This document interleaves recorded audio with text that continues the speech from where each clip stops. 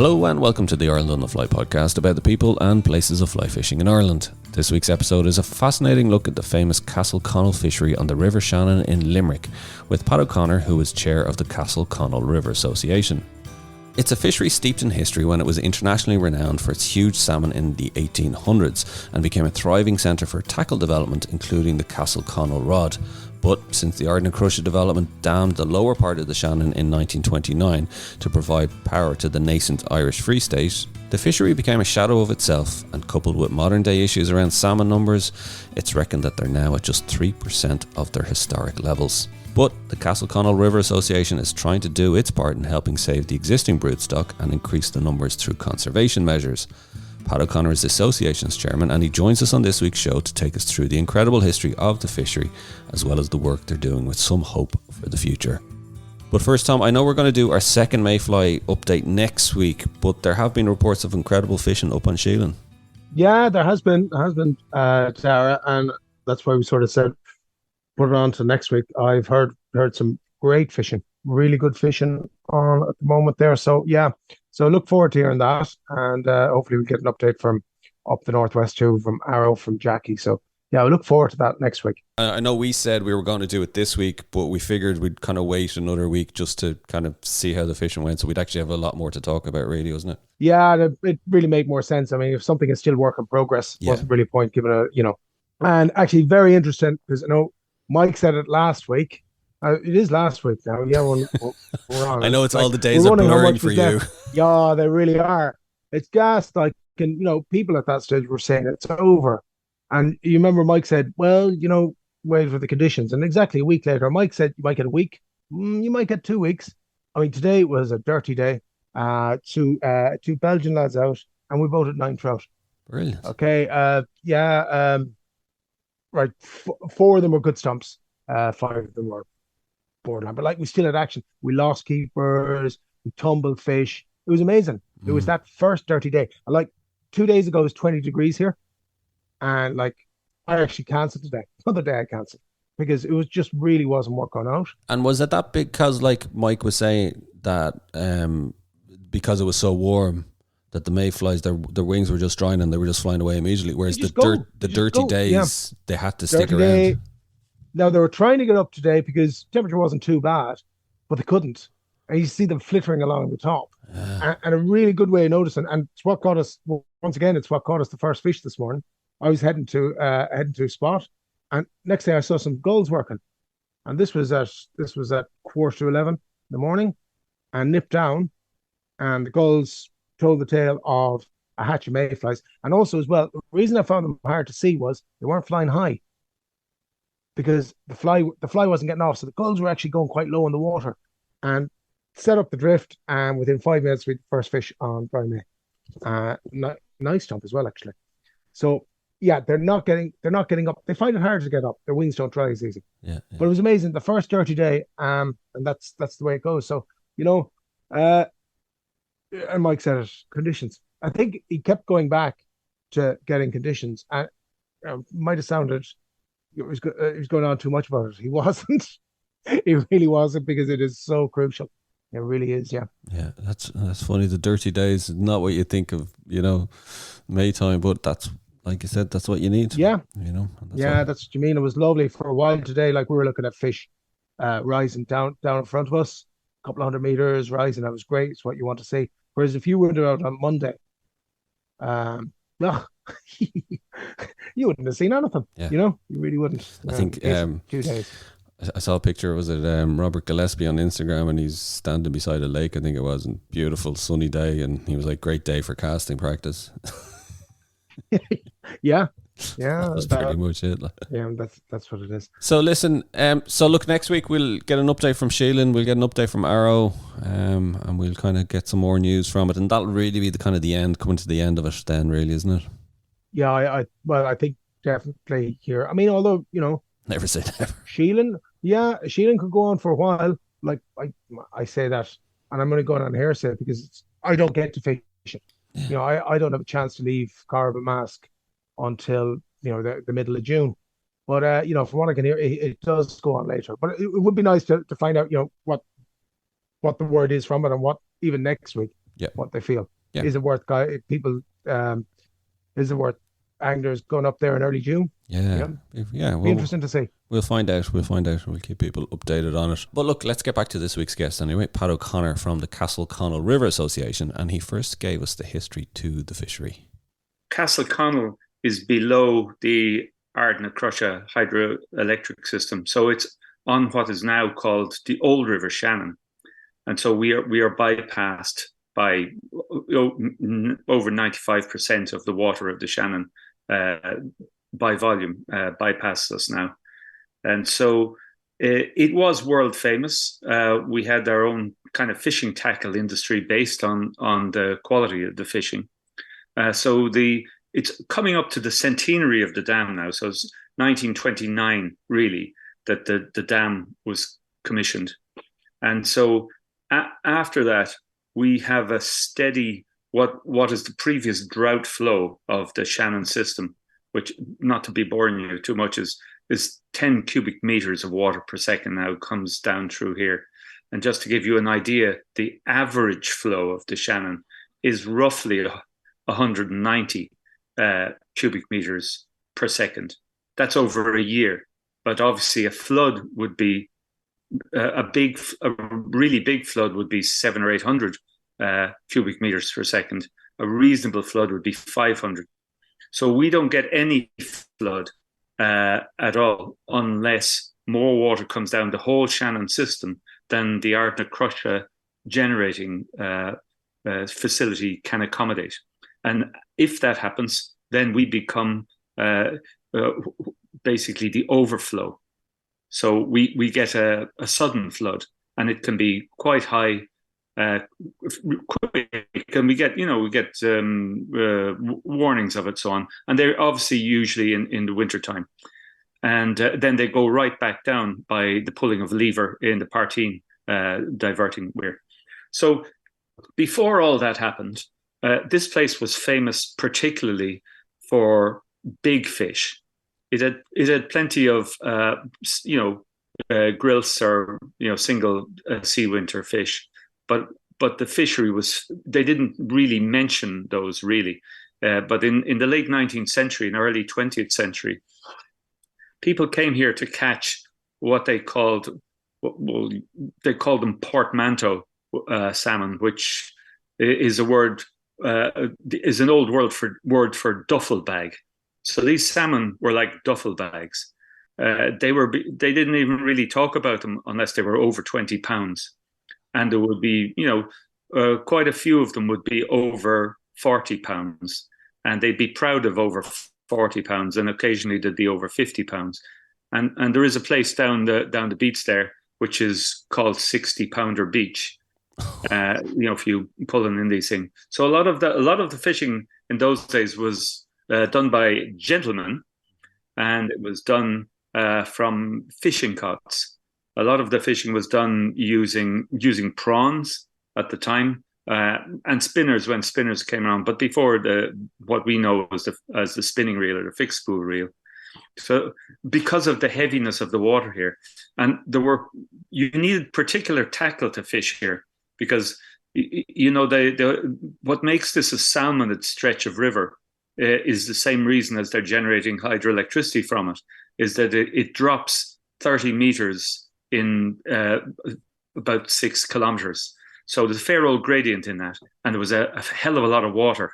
And when you hooked one of these big things, you basically had to lean into it, So there was such thing as a Limerick hook, which wasn't a rugby tactic in those days. It was basically a forged iron hook. So, and the famous tackle maker here was the Enright Tackle Company, and their speciality rods were made of greenheart. So Hardy was the big rival to Enrights at the time, and they competed in what they made and how it worked and so on. And so these are great big rods. So it was known as a Castleconnell rod, and you in John Buchan books, it would be a boast that a man had a Castleconnell rod, because if you had a Castleconnell rod, you needed a man to go along with it because you couldn't. It was basically a 16 or 18-foot rod that broke in two pieces and had to be taped together. So each piece of it was 9 feet long, and if you were going to be traveling to Castleconnell with that, somebody had to carry it. It was like a pole vaulter was coming along with the thing. So it was no little thing to go fishing then. And usually you fished with two gillies who held you in a boat over a particular lie, and then you got on with it. And usually, there's loads of old reports, and they make nice nostalgic reading now, but they would make you slightly sick. They're talking about, was it a 60-pounder maybe? We saw one come in. The kind of stories we'd have now when you're wondering. Well, they would catch their 20 and 30 pounders, and in right up to 1928. They would have ladies were coming along, and like the last I think the fishing Gazette had a what they thought was maybe the last best bag, but it's the typical kind of thing you might see in a newspaper. She had 4 fish over 20 pounds on the 8th of August. Not a month known for big fish. April here would have been the big time fish then, as for fish that were known as April flyers. They would basically go racing through the place, and if you connected to one of them, you kind of had to have your foot tied to the boat, probably, or else you'd be off migrating with the salmon. So, 50-pounders were still being caught right up to the time the weir was commissioned, and following that, there was no migration beyond Castleconnell. So basically a 400-kilometre river became a 15-kilometre river. And when all of the fish came back on that year, they found a concrete wall across the river in 2 places, and a new channel, which was the head race and the foot race coming back into the river down at the tide. So confusion as to where was the salmon expected to go, and of course they tried to go up, the foot race, and they met the generating weir there, and if they came up the other way and came through Castleconnell at its drought level, they would come to the Partine weir. So everything changed there, and after that, we've been getting on with. Now there were still big fish around. Because a lot of people used to reckon that the really big fish spawned in Castleconnell, right. And there is a place down there called the Gravels, which is really high and dry now. So they're basically became gravelly islands, and so the river is in every manner utterly different from what was there at the time. So we don't have floods. And we don't really have gravels, so things got a little. They gradually receded. But the ESB was tasked statute with looking after salmon, and so in 1959 to try and revive things and to be looking after what you would say is the salmon industry, because it was a major industry. The fishing industry here. The entirety of Castleconnell and all of the big houses were all built for salmon fishing, including the tackle manufacturers and all that. So the 19th century architecture of the actual shape of the village was built to accommodate all of that. And there was a railway station, and we're building boats that were made, and so we were exporting salmon fishing equipment to Norway, Wales, Scotland, even India, apparently. You see that in the advertisements, the old advertisements for those times. First off, I didn't realise I knew Castleconnell was famous, and I knew the Limerick hook and all. I didn't realise there was such an industry around the fishery. And I have a question on that, because I don't know if you've read the Blacker trilogy, Andrew Hurd's book, or he's also written about Fitzgibbon, ephemera, and he traces the development of the salmon fly. He brings it back to the Irish fly tars. And I remember asking him a couple of years ago, I said, because he talks about Ireland, and I said, but is there a specific area that you thought where the influence came from? And he said the Shannon, west of the Shannon. He said that region Limerick clear. So I'm wondering, I don't know, do you have an answer to it? And Tom, I don't know what you thought.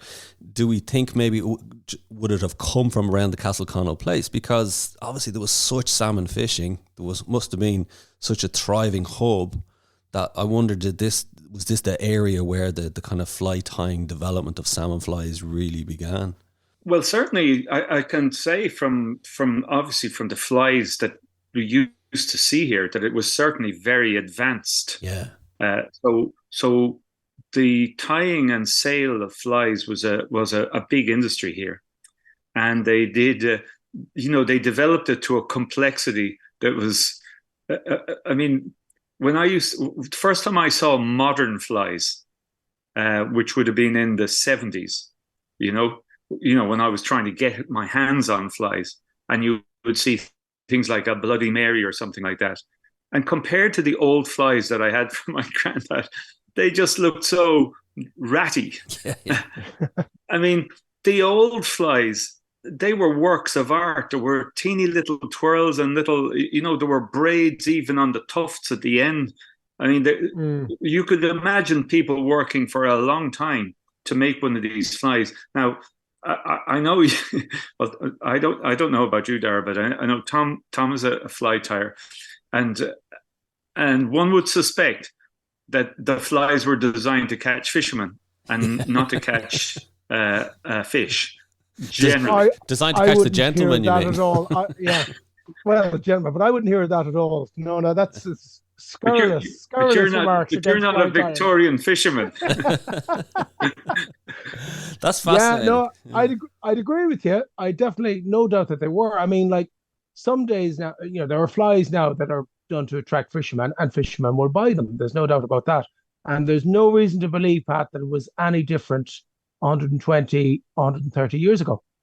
Why not? I would say so, because it looked like, I mean, you did get, I mean, the reports that remain of that time are from what would have been professional fishermen. They wrote about fishing in gazettes and things like that. Yeah. So those remain.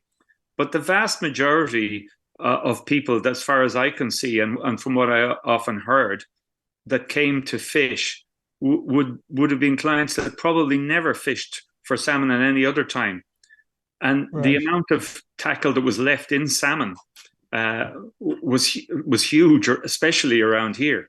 Especially if you came with what they would have considered light tackle, from smaller rivers, and then you had to bend your rod to try and hold this thing like above a 4 or 5 foot drop. You've no hope of holding it, like a 20-pound salmon, I didn't realize the portmanteau. I'd never heard that phrase before for the salmon. And even talking about the kind of the power of the water and the power of the fish. I don't, when you're describing it almost reminded me of Norway. I've just pictured the big... Well, it is, yeah. And the kind of people who fished here also fished in Norway. Wow. I mean, if you see the old advertisements, they advert. I mean, like my old ancestors, if you want to call them that. We used to be boat builders, and they used to sell, the traditional cot, because the cot was basically the vehicle of choice here for salmon fishing, which is like a keel-like or a yawl-like boat, rather, no keel, a flat-bottom boat for putting up against rocks, and two men held it. And so you could go up and down stream. You could follow a fish if you had to, and they exported them to. I know they exported them to Wales and Scotland because we have invoices here for their sale. So they were either put on the train, or actually the old lads in their 3-piece suit had to get in here, go down the rapids, and put it onto a boat in in Limerick docks, and then I don't know how, probably get home by train or whatever, That's so that is fantastic. Yeah. And your family were involved in them, Pat, yeah? Well, that's what they did. Yeah. That's what they did from about, I don't know, from around 1860 or 70. And probably the last boats would have, the last boats were made in the 60s, but and the whole thing was fading out then. at that stage. And there were batteries that people could fish from because the river was so small. You didn't need and it was invariable. That's a really big point. So where the river was today, it was going to be exactly the same in a month. There all the so time, you could yeah. put rocks there and expect to fish from them, you know.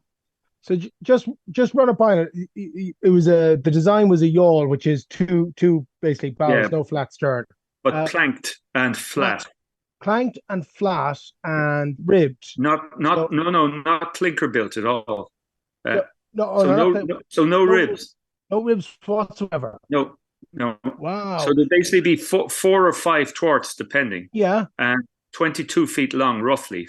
And the castle, I mean, if you know the boat building books of Ireland, you'll see that there are what are called cots, and they're distinctive to all the different river systems. They're basically Viking technology. Yes. And the old ones, they weren't painted. They had Stockholm tar on them, which made them last for they'd last for decades with that. And then in the 20th century, they started using mineral tar, which is the kind of tar you use on roads. Which didn't really preserve them, but kept the water out, if you like, and had a kind of what would you call it, a sacrificial layer for crashing against rocks, a good bit. But they weren't really. There was only a few pools that you really needed them to fish, in the lower beats. I mean, it was a great thing, and plus people then would let's say the kind of what would you call it, tourist fishermen. You had to be able to hire a man or even two to come along. So now, I remember reading about them, and O'Gorman mentions them, and we've done a program here on the practice of angling.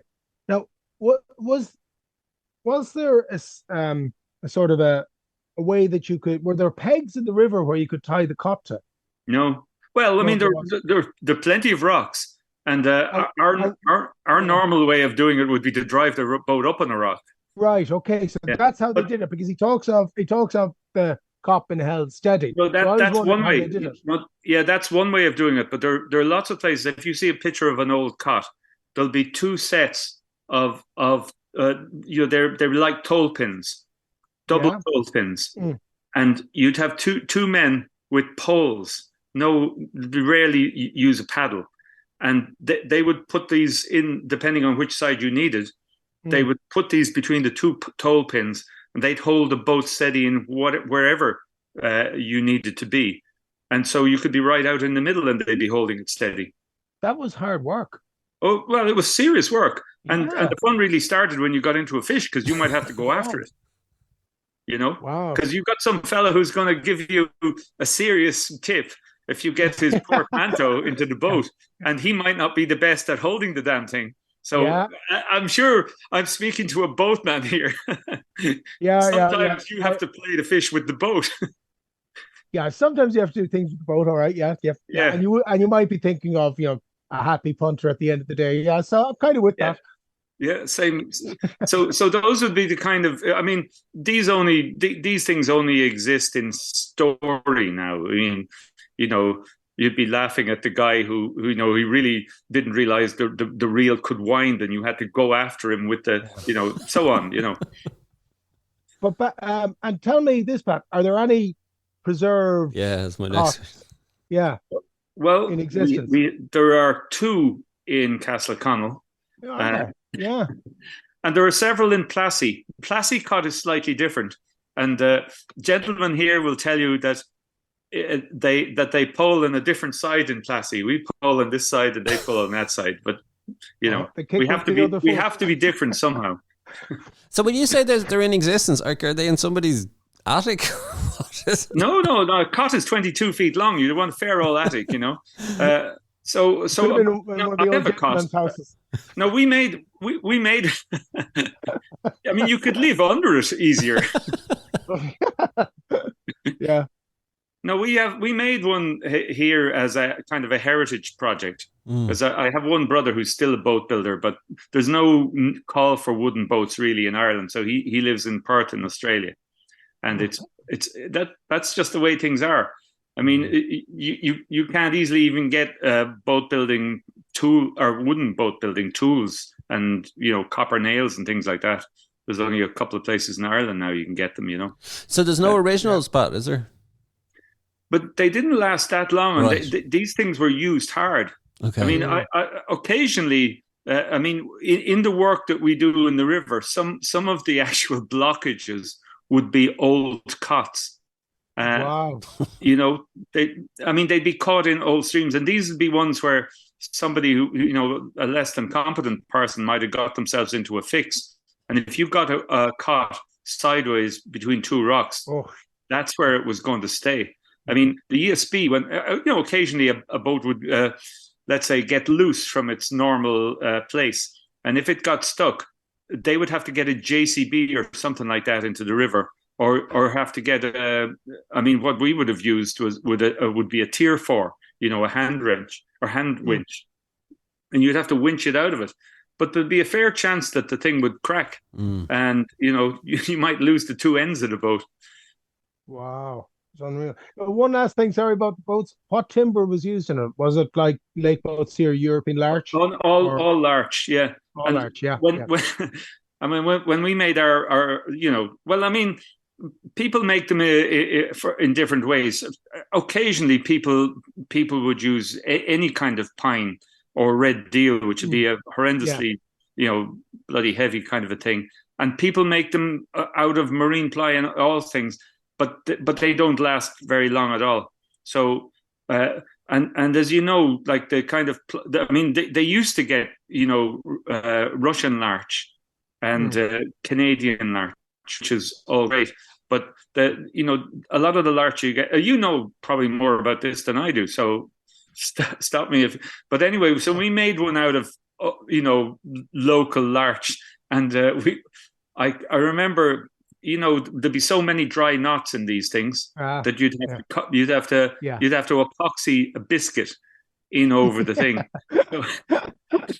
So I counted on the bottom of our heritage boat. I think there were 70 biscuits in the 22 feet by 4 of the size of the thing, and it's still going after. I think it's, I don't know, maybe 12 years old at the moment. It looks 112 years old, but that's Stockholm tar for you. Wow. For those of you who've just tuned in, this is not boat building on the fly. This is still Ireland on the fly, in case you're wondering. We have gone down. It's very important. Sorry, Darren, we just touched the topic of interest with me. Sorry. Part 2 on fly fishing will be coming up next week. But I know that's absolutely fascinating. Geez, I'd talk to you all day about the history of it. One last question before we get to 1959, Pat, is when they built Ardnacrusha, was there any thought given to what's going to happen to the migrating salmon? I don't think so. I mean, you know, you have to. I mean, I did tell you at the beginning, you're talking to somebody who's involved, who I'm not an expert, I'm just involved, okay? So as far as I know, and there are people who know a lot more about this, there was no great thought really put into it. A fish pass was put in at some stage afterwards into Partine, the diverting weir, and afterwards a kind of a nominal fish pass, which was a fish lift, because the Ardnacrusha dam is 30 meters high, roughly, or something like that. So there was no possibility, like a normal fish pass or a rubble ramp fish pass would be something like 700 or 800 meters long to get up that height. So that was just impractical. So they put this kind of, you know, like a lift, like a hotel lift for salmon. But as you know, what is going to tempt a salmon to go into that? And you have to bear in mind the major amount. I mean, I know it's funny, but sorry, I'm just thinking, you know, with the pectoral fin, does, you know, the salmon press, you know, button number 3. Press here. That's not funny. I'm sorry. You're dealing with a thing that was the same size as the kind of lift you would see in a Parisian hotel, you know, where 4 good friends might get into the lift, but maybe not. And you're dealing with a river that had possibly 150,000 fish trying to migrate. Now, how on earth, you know, like if you do the sums there isn't a hope. So it was a kind of a bit of a sop, maybe. So we have a fish pass up at the Partine Weir that came along. I'm not exactly sure when. I'd have to check that. The fish pass has got less than a cubic meter of water per second out of the 10 that comes down. So if you like, the chances of a migrating fish finding it are not high, especially if the water being spilled into the old River Shannon is being spilled at the far side of the dam. So all the water is over there, and your let's say point something of a cubic is coming in over here for the fish pass. So the chances, it's like you wanting to go to Dublin by the main road, but you've got to go through a stile 4 fields away to find the way to the main road. It's not a great. It wasn't really designed from the beginning with that in mind. The entire dam and the actual, there is an up-to-date report of exactly what is needed. So, but the fish pass does work. But the other thing is that the hatchery is right on the fish pass, and they use the fish pass to catch the broodstock for the hatchery, from which they use hatchery fish. Okay. So when you think about that, it means that they've got a metal cage in the fish pass to catch everything, and so they catch any other fish that are going up as well, and then they have to separate them and put them up and down. And wild fish are not keen on that sort of thing. So it's not an ideal situation at all. Is it practical or workable? The fact that you said to me, is it 100 feet high, the drop? Yeah, at the bottom. Yeah, I suppose what I'm trying to ask is the existing drop that's there. Is it practical now even to try and consider any kind of migration upstream? Well, listen, the thing is, there are several major projects going on here at the moment. Or being lined up. When I say going on, I mean actually getting them moving. So the big one is what has been called the Shannon Connectivity Project, right, or the Lower Shannon Roadmap, or the Ardnacrusha bypass might sum it up for you just as well. And this is a long story, but basically it came out when Irish Water we're talking about taking water from the Shannon, and God help me, I can't remember the name of the fishery consultant said, well, if you're going to do that, what you better do is fix the problem with the Shannon at the moment, which is the connectivity, the migratability of the Shannon. And so basically the genie got out of the bottle. That basically the Shannon is just not navigable for fish at all. Hasn't been for 100 years, and so they said, okay, well, we'll try and do that. And so let's say a partnership was made to look into the possibility. So they started this. They did the work, and they produced a report in roughly 2019 on how this could be done. And now they have a final report. And just in the first quarter of this year, they are putting out to tender for the first part of the work from that report. And the idea of this is to make the Shannon, let's say, migratable for all of the fish that want to migrate, of which salmon would be the most famous and eels would be the next most famous, which would be just as important in the old part of Castleconnell as salmon. Because there was an eel catching industry here. In fact, the river was modified before it was ever modified for salmon. It was modified for catching eels. There were eel weirs everywhere, major export, and so eels and salmon would be the main one. But there are other fish as well, including flatfish, even lampreys, and trout. There was a famous trout in Loch. They had their equivalent in Loch Derg of the salmon that would have been the major, let's say, tourist target down here was a Gillaroo trout up there, like you get in Melvin. And of course, they spawn in the outflow of the lakes. And of course, there is no outflow anymore because there's a dam there. In fact, there's a new bit of lake. So, this trout is unknown at the moment. So we have partaken in, there was a genetic study of trout in Lough Derg, and we extended that down here with the help of the ESB and Queen's University Belfast, and we're hoping to find some remnants of the Gillaroo trout, because they would, like we would imagine, they would want to come down, spawn in the outflow, and go back up. But of course, you needed a transmissible fish pass for that, and it hasn't been. If we get that sorted out, But tell me this: what did the reports like? How is it going to be done? Well, there are 4 parts to it. So the first part everybody can imagine is the fish pass. So that's a concrete thing.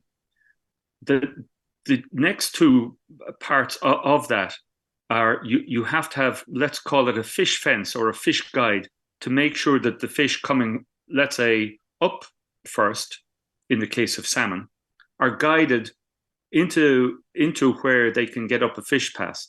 So there are a couple of options that they explored with that, but obviously the best option from everybody's point of view is that fish would be guided away from the tail race and up into the Old Shannon, where they would migrate up the Old Shannon until they get to the Partine Weir, and then they would be guided to the fish pass, which is still going to be a less than 1 cubic fish pass.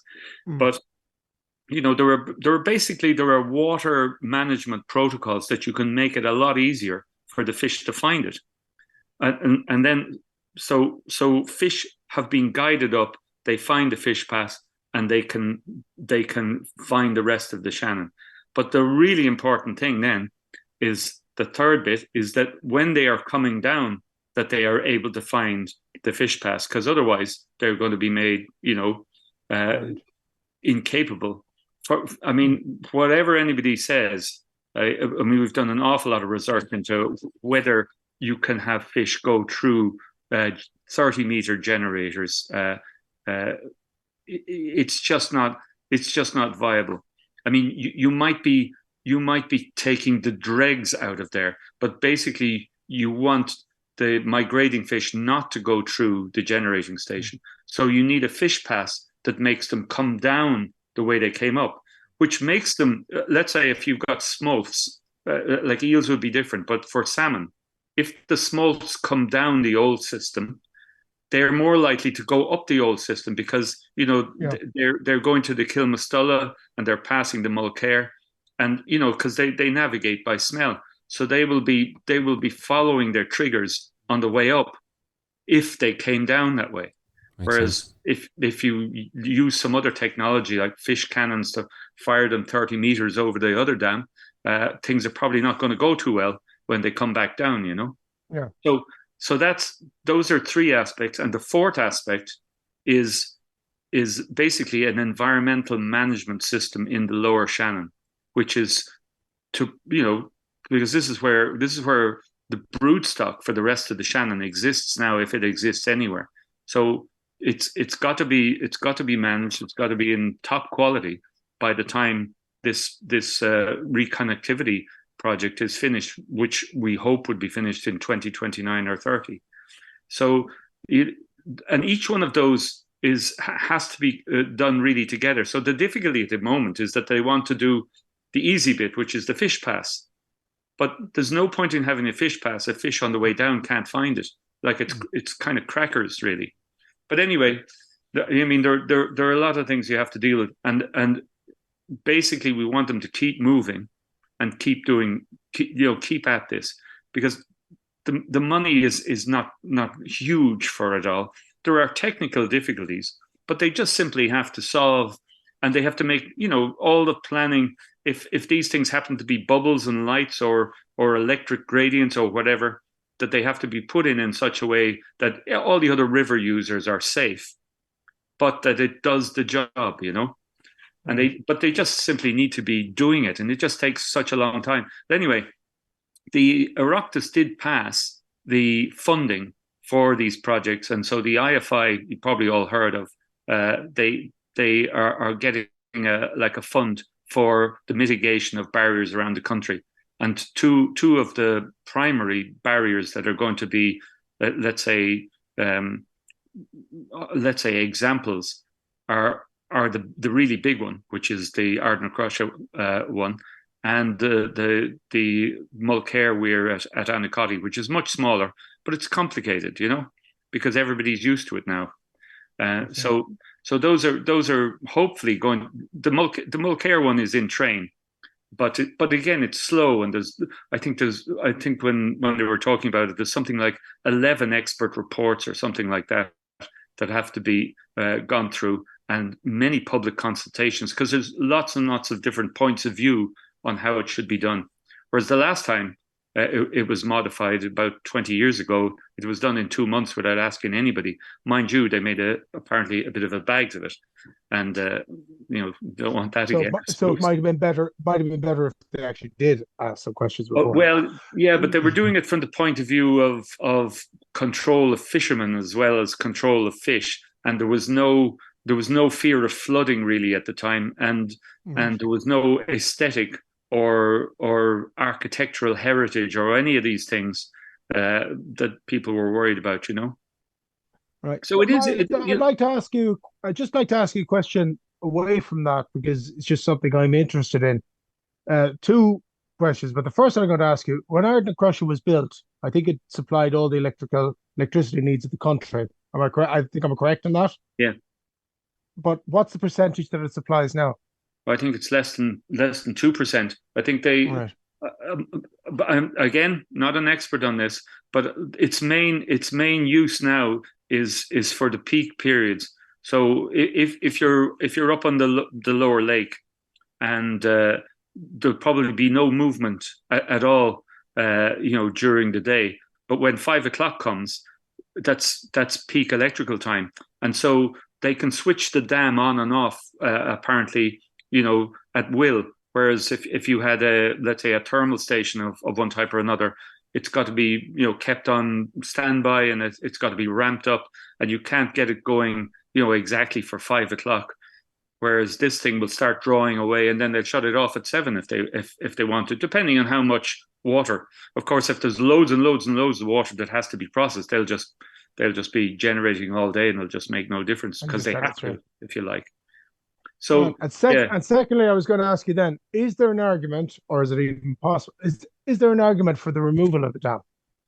Well, I mean, you could say there's an argument, but the scale of this thing, you have to remember that before the Hoover Dam was built in 1930, this was the biggest engineering project in the world at that time.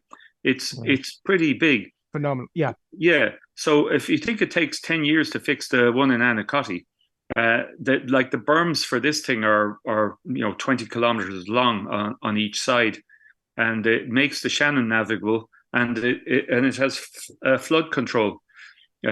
Plus, if you were to take it away now, the amount of silt that might be behind it might not be might be something that you want to. So basically, it's not. I don't think it. No, I mean, a boyhood dreams of gelignite aside, I think we have to be practical. Because it is funny, because you hear of all the different dam removals, say in North America and Scandinavia, isn't it? It's just, but like you said, but those are low height dams, and they're on a gradient. Whereas the Shannon is a great big long slow river until it comes to this area, and then they take it all in one go. And the dam, it has a diverting dam, and then a really a long head race, bringing it level to where the big fall is. So I mean, it's a hell of a thing to upkeep, and preserve. So the actual economic viability, I'd be interested to know, but that's obviously an internal ESB matter. I mean, we did a very, very basic, like a cost analysis of what would the difference be between the value of electricity versus, say, the value of just the salmon that are likely to come up.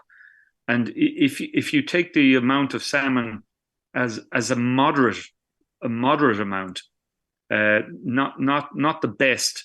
You know, if you had just the conservation limit nearly attainable, you'd have nearly 50,000 fish going up. And when you think about that, do you reckon you would get 50? Well, the conservation limit for the Shannon is 49,000 fish. Wow. You know? What's the current run Wow. that's coming through? Okay, well, let's say that there is a run, first of all. But anyway, how many fish? When we give talks here occasionally, and the two places on the Shannon River, main river, where there are salmon are here and in Plassey. That's it. There's nowhere else. So, but Plassey has got the Mulcair fish going through it because they go up through Plassey and then they turn right and they go up the Mulcair. So if we leave that part of it out, because very, very few salmon now spawn in Plassey, even though there are some gravels down there, and maybe that's something for another day. So then we have the Castleconnell Fishery, and we used to call ourselves the Castleconnell Fishery Association because that's the name of this river. It's a private fishery owned by the ESB. So when we were started, you were asking me before, why did we start this?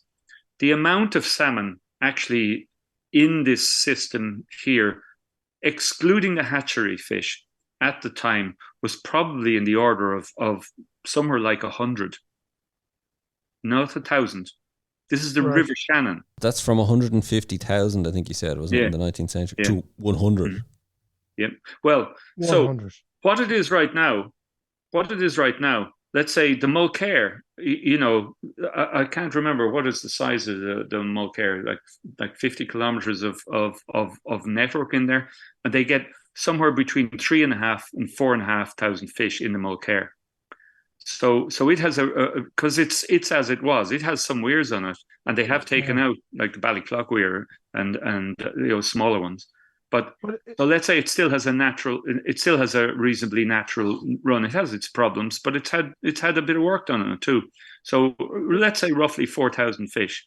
So when we started here, there isn't a counter on the Shannon just because it's a little bit too big. There is a counter on the Partine weir. And so they know how many go up. They know how many hatchery fish come back. So, and the last time I think that there were numbers for going above the weir was roughly 1,300, and that's going over the weir. Now, but that's right at the hatchery, and I don't know how exactly they know, but let's say that is a figure that was given, but there is a little bit of doubt about that, and there hasn't been a figure since. But below the hatchery, which the old guys used to say that the fish that went up towards the lake used to retreat down and spawn down here.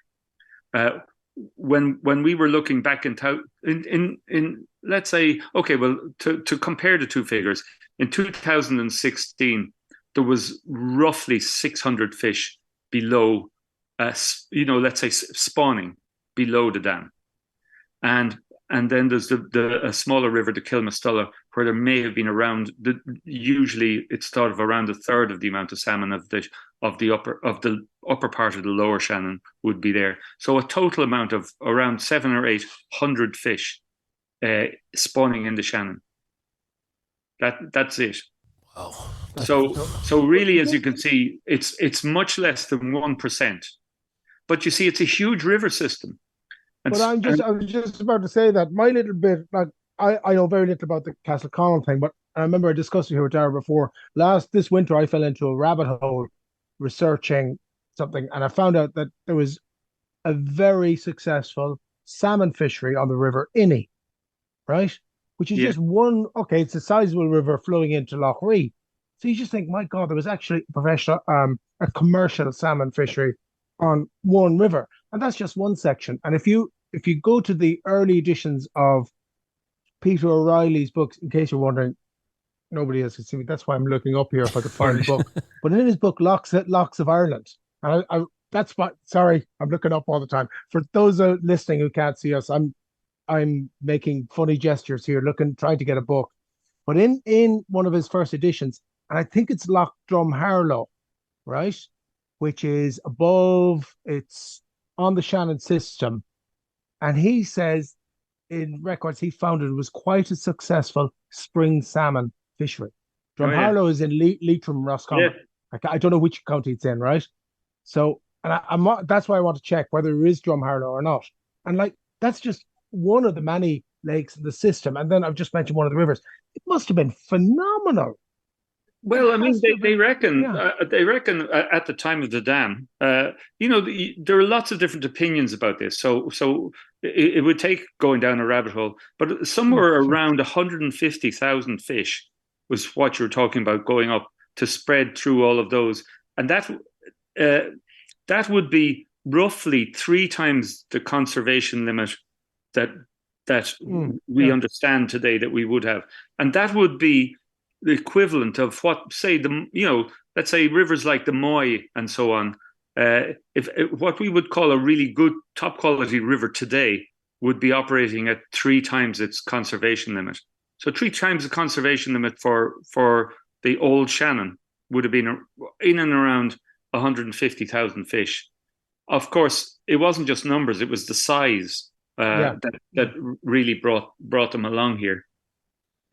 So I guess the potential prize for them getting that connectivity job done well is huge, because potentially at the conservation limit, if when you try to compare salmon fisheries on a back of a spreadsheet type calculation, if we had the conservation limit and like everywhere else, 1 in 10 salmon was possibly caught, the depending on whether you use Scottish, English, Irish, or American, it's actually the same value, or somewhere between half the value of the electricity generated gross. That's before ESB costs.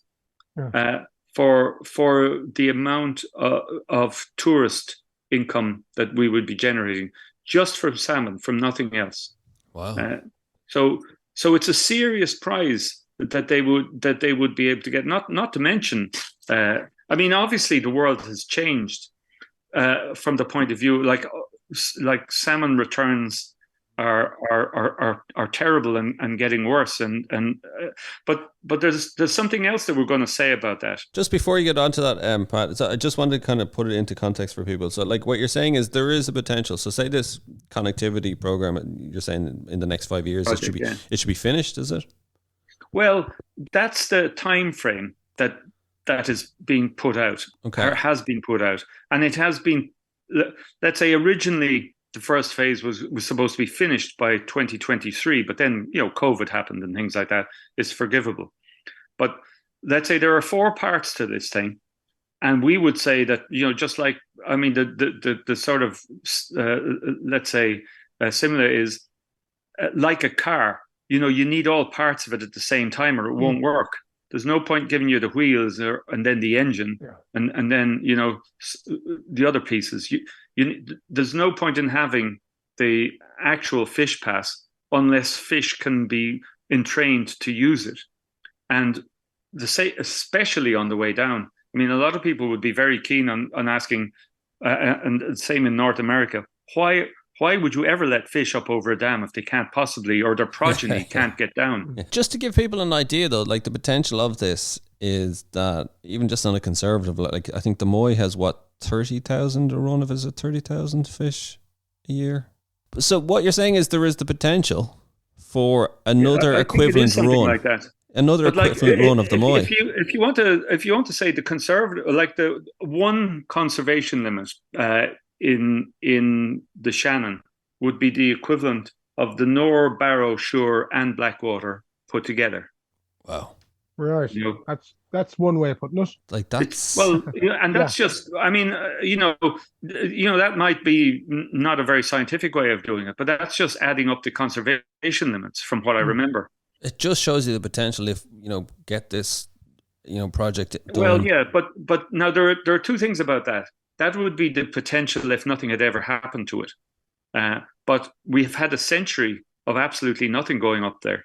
So you can look at that two ways. Well, first of all, there's breeding ground up there that has got no what would you call, no pressure on it at all. And down here, we're having to work hard to make enough spawning space and nursery stream space, even for the amount of fish that we can accommodate. Because of the situation with the river, with the excessive nutrients and tunneling and silting and all of that type of stuff. But the one thing that I suppose we've been projecting to people is that since we started this, and the reason we exist is because we thought that the river was in such a bad situation from the point of view of, it was from fishing mostly, but it's the same for birds and just the general mess of the thing, is that there was less than 50 reds, which is less than 100 fish, because I know it's not exactly two, and some fish don't spawn at all, and so on. But you're talking about that order of magnitude. So when we started, we were dealing with well less than that. So if you counted in terms of reds, in between 2008 and 2020, we had managed, just by not doing anything terribly technical, to increase that from less than 50 to 450. So that's at a time when salmon returns were dropping. So we were sending more salmon out than could be killed by all of the terrible things that are happening in the estuary, predation, the trip to Greenland and getting back, and all the bycatch and all these other things. And so more were getting back each to fill the spawning. So it happened quite quickly, up to 2020, So if every place up on the Shannon was able to do that, I mean, people would have said that you're just dreaming. That never, a lot of people would say, not in our lifetime will you see anything happen in the Shannon. But if they can go into clear and open space without competition and without much predation, I mean, they really are able to look after themselves, But of course, the big elephant in the room, of course, is what's going out in the ocean and the percentage of returning. And that's what I'm talking about. But that's my glass half empty, isn't it? But what I'm telling you is that if you look after the streams that you have right there in front of you, and you are putting out more smolts than can be killed, sure, more will come back. And it doesn't take, there's lots of ways of looking at it. But if just a few more come back next year than came, and they double the spawning rate, and the predator load is not there to whack them on the way down. I mean, we can't say why it happened, but all we can tell you is that we have an order of magnitude more fish now than we had then, at a time of generally declining salmon. So basically what it's doing is looking after what you can control, and it's the same for trout. You can control the environment that's right here, if you like, instead of worrying about what's going on in the sea. Those are all problems, and like we have people. I mean, you're involved in Salmon Watch to try and look after that aspect, and look a little bit beyond our local horizons. Looking at your local part, it works. What I love is it's the positive, it's looking to the future with hope, and you've got practical evidence as well to back it up, and you're saying, look, we can do these projects. So far, so good. Yeah, no, I think it's just it's heartwarming. It's I mean, it's nice to know that it can happen. Yeah, and so it gives us a feeling of positivity, because I mean, we're basically looking after the broodstock here for the rest of Shannon, because I mean, they're going to, when they can go, I'm sure they will go. That seems to be generally the case. And can I ask you, from a kind of a state perspective, is there kind of an acknowledgement that there's an importance to the Shannon and the Castleconnell in terms of the Well, work I don't know that you about do. that. Really? I don't think people don't seem to have the time to think about that, and Right. certainly to think in the long term. I mean, you see, in the last while, people are beginning to figure it out. There are now being reports in the paper. You know, I mean, we had Fintan O'Toole talking in the Irish Times today about, how in that same, like, since the 1970s, we've gone from 1.7 million coming back to Ireland to 170,000. So that's an order of magnitude down, whereas we've gone an order of magnitude up in 10 years. Yeah. So, really what they need to do is we've got to look at what we've got here on terra firma and try and keep people interested. I mean, there are loads of things here that may not be scalable, but at least it gives you, like you say, it just gives you a little bit of hope. And like as Martin O'Grady used to say, if you look after a piece of a stream and you count the fish before and after, there are likely to be twice as many fish after you've finished than when you started.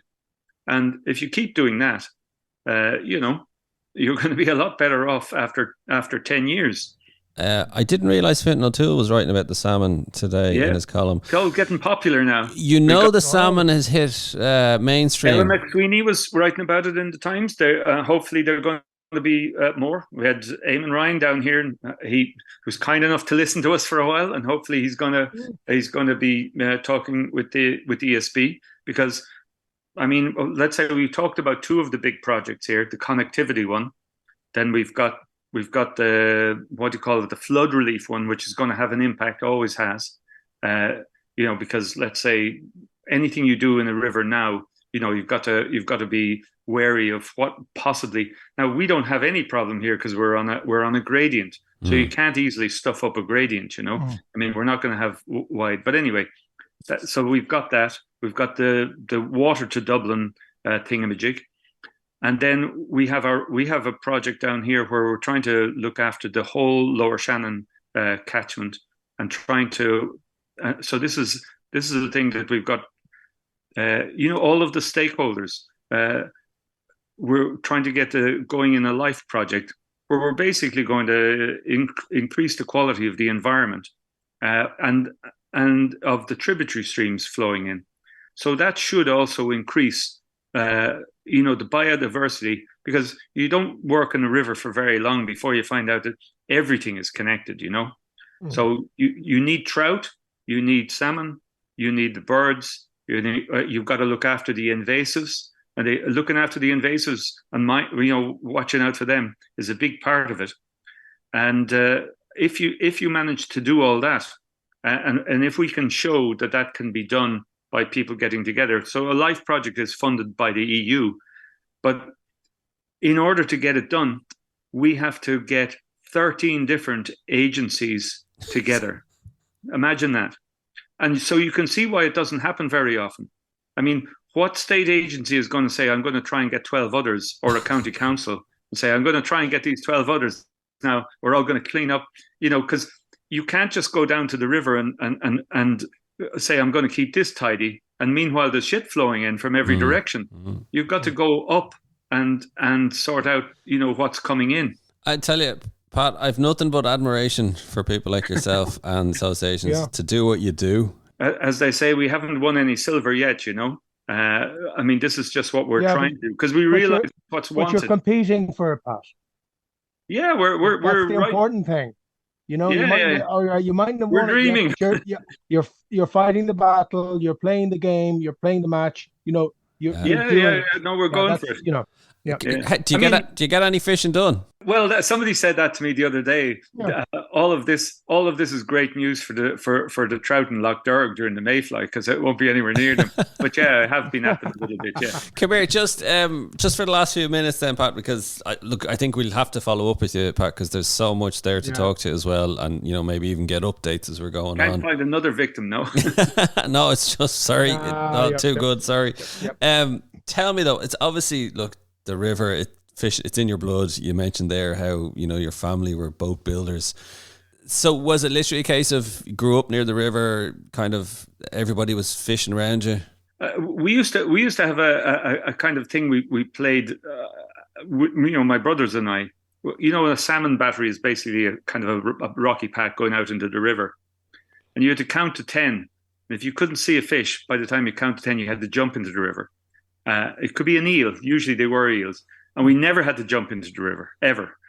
Wow. But it was just a way of putting pressure on ourselves. So it was a joke, but you knew where there were going to be trout, in particular, or salmon parr lodged on little rocks everywhere. So they were just part, and crayfish, So they were just part of growing up. I mean, not everybody takes into it, but I just happen to, I suppose. Do you still fish on the Shannon in Castleconnell? Well, basically wherever there's a fish, personally, I'll fish at it. But the lottery of our salmon runs have got later and later and later. And I often, we go down, we count reds every year to see what return. And I'm always amazed to see where the bloody hell did these fish come from? Because during the year, they're hardly visible at all. I mean, we had those terribly warm summers, and very, very few fish seem to be coming up. So I don't fish for salmon very much anymore. Derg, is Loch Derg your haunt? Well, look, at the moment it is, because the mayfly are just beginning. You're obviously listening to Shane Kramer. Yeah. No, I'd agree with it. I did listen to Shane Kramer, and I'd agree with a lot of what he had to say, and he's right about the trout. Like, for instance, the trout in the Shannon here taste utterly different from Loch Derg trout. They're a different color. They're a different shape as well. I mean, but there are lots of different types, and like as you probably know, like when we had these difficulties with the trout population here, we had boom and crash. What the hell is going on? And naively we hoped we would find where the problem was. Hopefully there'd be one stream that all the trout are coming out of. It'd have one big problem. We'd solve the problem. We'd have loads of trout. No. There's only 5 or 6 tributaries coming into the Lower Shannon, and a genetic study again that funded by the ESB and Queen's University shows that all they contribute in proportion, all of them. So every single one of them, and they're all different. So there are different colors of trout and different shapes of trout. But the terrible thing is that every now and then there's almost none. There'd be very, very few. Sometimes there'd be no small ones. Sometimes there'd be no big ones. And then sometimes there'd be very, very few at all. And that's what started us sampling them to try and see if we could find out. And that's one of the reasons that began us looking bigger. And that's why we're eventually coming to, a life project, which is looking at all the tributaries. Because the salmon don't use them as much as they did either. Because, we've got the electrofishing. This is IFI and ESB data to show what they're doing. And that's the most interesting thing of the whole lot. I mean, when you're looking at the quality of these streams, there's the two things. There's the nutrients, but the really, really big thing for salmon especially is silt. The silt is absolute killer for them. And, like you say, Tom, like when we started looking at what are we going to do about these kind of things, I went down a rabbit hole and back to research in California in the 50s and 60s. And there's one quote that sticks in my mind when, because they had rivers that suddenly, went to hell, and, their steelheads and the salmon just disappeared. And the quote is that if your salmonids are gone and you have silt in your stream, you need look for no other cause. So that's a really interesting thing. And another one that I often say to people when we're down here, because we have all sorts of people come here raking now, because it wouldn't work everywhere, but in the particular area here, the way the sediment is in this Lower Shannon, there's so little of it, first of all, that you have to make sure that it doesn't disappear. So if a salmon makes a red and it makes let's say it digs, it makes its hole and it makes its pile with the eggs in it. What we do is, when I say we rake that pile back into the hole, and then they do it again, and then we rake it back in again. So we're using the same gravel all the time, and we're cleaning it, because there isn't any more gravel, because we've got a dam up there, and we don't have any floods. So even the banks don't contribute any gravel. Of course, yeah. Yeah, there's no natural cleaning process. No natural cleaning, but there's no natural recharge either, you know? Yeah. So lots and lots and lots of things. But the other, I wish the hell I remembered the source, is that something like for every 2% of silt that you got in your gravel, the viability of your red goes down by 10%. So roughly, that means that if you have 20% of silt, the viability of your red is 0. And that's because in between all of the stones, the space has all been filled up, so there's no oxygenated water, and so nothing is going to hatch and live. So that's all interesting. So when you're busting your backside raking there in September, you can think about that, and it'll cheer you up. You think it's well worth it. Well, it is well worth it. Pat, it's absolutely fascinating. Some of the stuff we've been listening here, and as Dara said, definitely we have to have you on again to talk a bit more. You can talk to me in your boat, Tom. I'll come up there and give for a whole day. That could be done too. That could be done too. Yes, and I will talk to you. But yes. No, it's absolutely fascinating. But listen, before we go, we ask everybody who comes on the show the same question, and going to ask you now, what has been your most memorable fish on the fly? I'm sure everybody tells you it's a hard one. I've caught so many fish, but so I was thinking about what could it be, and I'm not going to go for the biggest or anything like that, but it has to be a bit of a story, you know. So the story is, and it's about the Cavan Mead Blackwater. So I was working up there maybe 20 odd years ago, and it flows out of Loch Ramer down towards Navan, and it was a pea green color. So it was highly eutrophic because, half of Loch Ramer, I think, was pretty eutrophic at the time. But there was some nice chunky trout in the old Blackwater, and so I was down a good bit below the bridge. And so I came up one day and things didn't look too good, and I just, the way you just lash the old fly out, and it was, with nice green olive. I cast it as far as I could. I don't know why I did it, but I casted it downstream, a dry fly. There was a little bit of a whip, and I just couldn't get the rod up, because I just finished the cast. The rod was down, the line was extended. This damn thing in the pea green soup took it and headed for Navan.